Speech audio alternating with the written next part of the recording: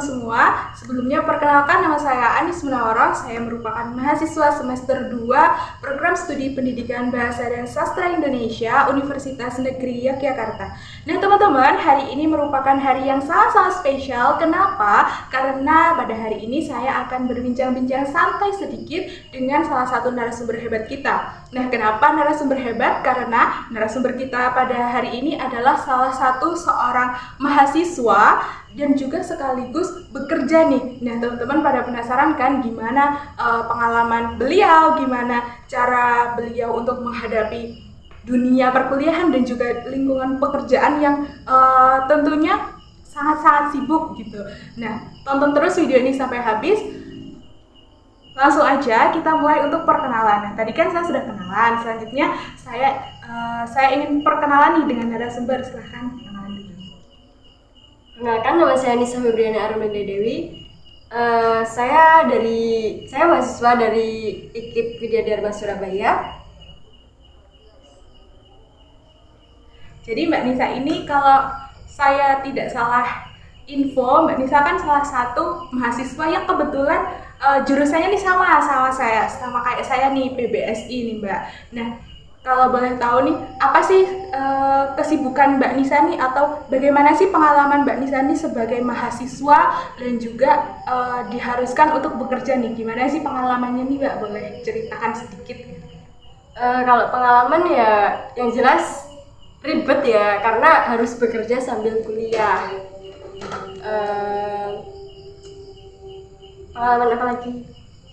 Kalau mungkin pengalaman saya mau tanya sedikit nih. Kan kalau di saya nih sebagai mahasiswa aja gitu kan juga udah ribet banget nih kayak tugas-tugasnya nih. Mbak Nisa kan juga pastinya keteteran juga. Nah, itu kayak apakah ada perbedaan nih antara mungkin kalau mata kuliahnya itu sama ya, kurang lebihnya sama. Tapi kalau misal organisasi ataupun kepanitiaan gitu, apakah ada perbedaan? Dan juga Mbak Nisa nih apakah mengikuti organisasi itu atau fokus aja di akademik dan juga kan juga harus bekerja?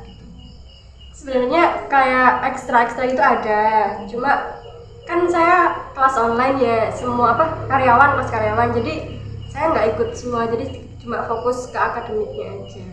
Oke, jadi teman-teman kalau Mbak Nisa ini adalah mahasiswa aja gitu ya, mahasiswa yang fokus untuk mencari ilmu dan juga sekaligus itu untuk bekerja seperti itu ya. Nah kemudian nih Mbak, pertanyaan kedua, bagaimana sih cara memanajemen waktunya? Secara kan Mbak Nisa nih ada 2 kegiatan besar sekaligus gitu ya. Gimana sih cara membagi perhatiannya antara studi akademik dan juga pada lingkungan pekerjaan gitu? Kalau manajemen itu tergantung masing-masing ya. Kalau saya sendiri, perlu diketahui juga kelas online saya itu setiap malam, malam Rabu sampai malam Jumat. Nah itu semua full online dan nggak ada kelas pagi, itu nggak ada. Jadi itu kan kalau saya pagi sampai sore kan kerja ya, jadi malamnya itu kan kuliah. Itu jadi ya kalau manajemen waktu ya, misal kuliah ya kuliah, kerja ya kerja, gitu aja. Oke. Nah kan kalau berarti kalau misal nih Mbak ada tugas tuh yang banyak banget, apalagi ini kan mendekati UAS gitu ya. Mendekati UAS pasti tugasnya banyak, deadline-nya banyak gitu. Nah gimana sih kalau misalnya nih ada kegiatan tuh yang bertabrakan atau tugas-tugasnya itu sampai memerlukan waktu yang lebih gitu, sampai mungkin bisa memotong jam kerjanya itu, Mbak Nisa itu cara menghadapinya itu gimana sih? Juga perlu diketahui, saya kerjanya juga di bidang komputer juga, jadinya kan bisa sambil nyelip-nyelip ngerjain kan. Itu paling seperti itu. Ya curi-curi waktu buat ngerjain juga pas kerja gitu, paling seperti itu. Terus kalau misal belum selesai ya dilanjutkan malamnya.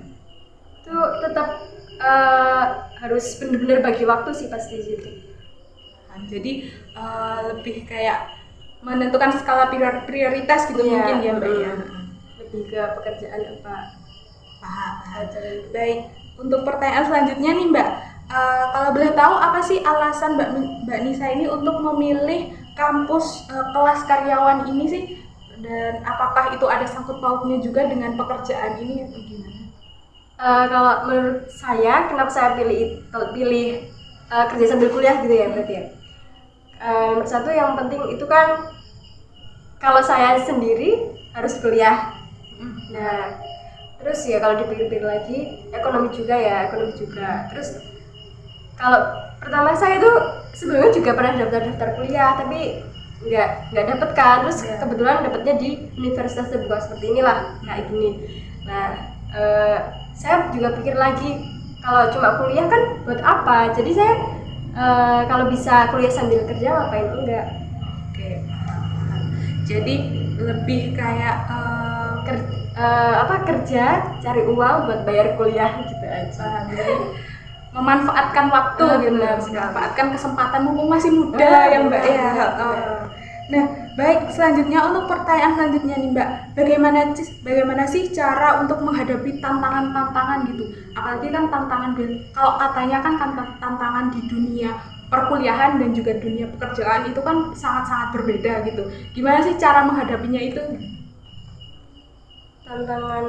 Tantangan di yang misalnya kalau yang saya tahu itu kan kalau di dunia pekerjaan itu misalnya ada teman yang kurang cocok atau gimana, atau dunia pekerjaannya yang kurang cocok. Terus kalau di dunia perkuliahan ini kan karena online gitu kan pasti tantangannya juga ada aja, mungkin bisa jadi dosennya hilang-hilangan kah, atau misal karena online jadi materinya itu sulit untuk dipahami. Itu gimana sih cara menghadapinya? Kalau di pekerjaan kan saya kan kerja cuma cari duit buat bayar kuliah kan berarti kan. Jadi nggak mikirin teman kayak apa gitu, nggak mikirin, yang penting kerja dapat gaji terus buat bayar kuliah itu aja. Kalau di kuliah masalah dosen sering hilang itu pasti itu, karena saya kelas karyawan dan mungkin kalau di universitas terbuka yang lain kelas karyawan itu kelas priority. Nah, jadi ya dosen kabur-kabur itu mah udah biasa, yang penting kita ngerjain aja. Ya itu cuma itu aja sih, nggak ada tantangan sih kalau kelas karyawan menurut saya. Berarti nggak ada tantangan. Oke, berarti lebih ke fokus aja ngejalanin apa yang kita tuju gitu ya, yang dosen mau. Baik. Nah Mbak, terus pertanyaan selanjutnya ini merupakan pertanyaan penutup ya gitu, pertanyaan yang terakhir.